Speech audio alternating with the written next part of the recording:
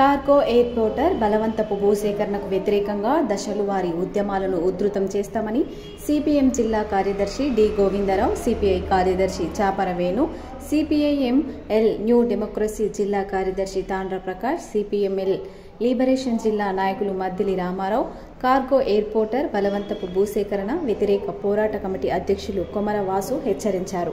Cargo ఎయిర్పోర్టర్ బలవంతపు భూసేకరణ ప్రతిపాదన పత్రులను భోగి మంటల్లో వేసి దగ్ధం చేయాలని పిలుపునిచ్చారు. అలాగే జనవరి 23వ తేదీన జిల్లా కలెక్టర్ కార్యాలయం వద్ద నిరసన దీక్ష చేపడతామని తెలిపారు. స్థానిక పలాస ఆర్టీసీ కాంప్లెక్స్ నుండి ఆర్టీఓ కార్యాలయం వరకు భారీ ర్యాలీ నిర్వహించి వామపక్షాలు మరియు పోరాట కమిటీ ఆధ్వర్యంలో బలవంతపు భూసేకరణకు వ్యతిరేకంగా ధర్నా జరిపారు. ఈ సందర్భంగా వారు మాట్లాడుతూ, తరతరాలుగా జీవనం సాగిస్తున్న ప్రజల ఆస్తులను బలవంతంగా కార్పొరేట్ కంపెనీలకు కట్టబెట్టి ప్రజలను నిరాశ్రయాలను చేయటం అభివృద్ధి ఎలా అవుతుందని కేంద్ర పౌర విమానయాన శాఖ మంత్రి కింజారపు రామ్మోహన్ నాయుడు వారిని ప్రశ్నించారు.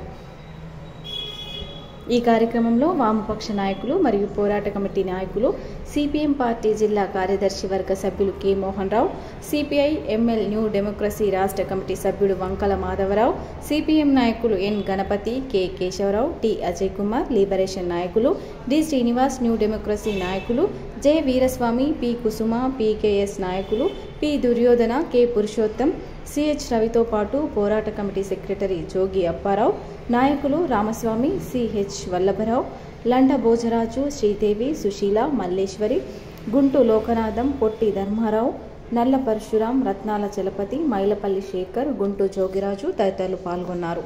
గౌరవ పాత్రికేయులకు నమస్కారం.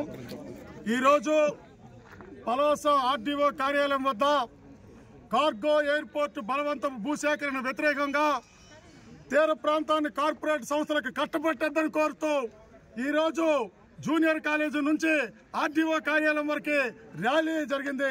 అనంతరం కూడా ఈరోజు ధర్నా నిర్వహిస్తున్నాం. ఈరోజు ప్రభుత్వానికి ఒక ప్రశ్న వేస్తున్నాం.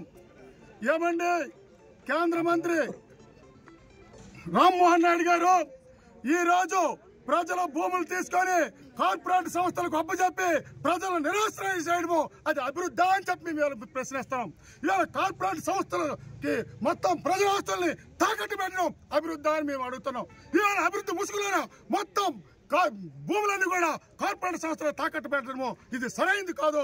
దీనికి వ్యతిరేకంగా ఉద్యమాలు ఉధృతం చేస్తామని చెప్పి హెచ్చరిక జారీ చేస్తున్నాం. అంతేకాదు, మీరు అభివృద్ధి కోసం మాట్లాడతారు కదా, ఈ పక్కనే ఉంది ఆఫ్షోర్ రిజర్వాయర్ 2007లో ప్రారంభించినారు. ఈ రోజు పలాసకి మీరు గోకురుని నీరవలేదు. 13 కిలోమీటర్లు సైడ్ వేయారు. ఈ రోజుకి 15-20 సంవత్సరాలు అవుతుంది. ఇవాళ పూర్తి చేయలేని పరిస్థితి ఏర్పడింది. మీరు అభివృద్ధి ముసుగుల ఇవాళ ప్రజల ఆస్తులు కొలగొడితే సహించేది లేదని చెప్తున్నాం. ఈ పోరాటాన్ని దశల వారీగా ఉధృతం చేస్తాం. ఈ కార్గో ఎయిర్పోర్ట్ బలవంత భూసేకరణ వ్యతిరేకంగా రేపు భోగి రోజు ఈ ప్రతిపాదనలు నిర్మించుకోవాలని చెప్పి ఈ ప్రభుత్వ ప్రతిపాదనలు భోగి మంటలు వేసి దగ్ధం చేయాలని చెప్పి పిలిపివ్వాలని చెప్పి వామపక్షాలు పోరాట కమిటీ అందరం కూడా నిర్ణయించడం జరిగింది. అంతేకాకుండా దీని కంటిన్యూషన్ గా 23వ తేదీన జనవరి కలెక్టర్ కార్యాలయం దగ్గర కమిటీ నాయకులు, వామపక్ష నాయకులు ఆ రోజు నిరాహార దీక్ష కార్యక్రమం చేయాలని కూడా ఈ నిర్ణయించడం అనేది జరిగింది.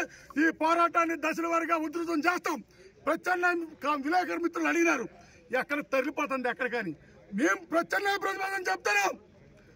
ఇది కార్గో ఎయిర్పోర్టు ప్రజల ప్రయోజనాలకు కానీ, ఈ ప్రాంత ప్రయోజనాలకు కానీ, ఇక్కడ ఉద్యోగాలకు కానీ ఏనికి ఉపయోగం లేదు.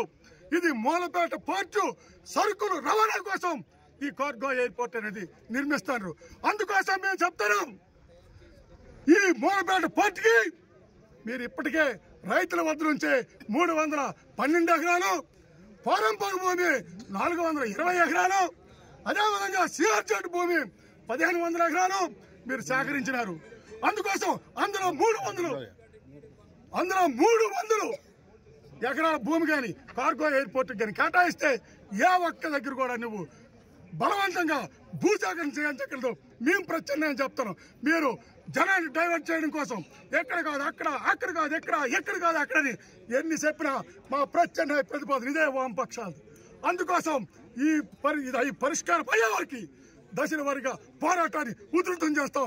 జరిగే పరిణామాలకి ప్రభుత్వమే బాధ్యత వహించాలని చెప్పి హెచ్చరిస్తాం.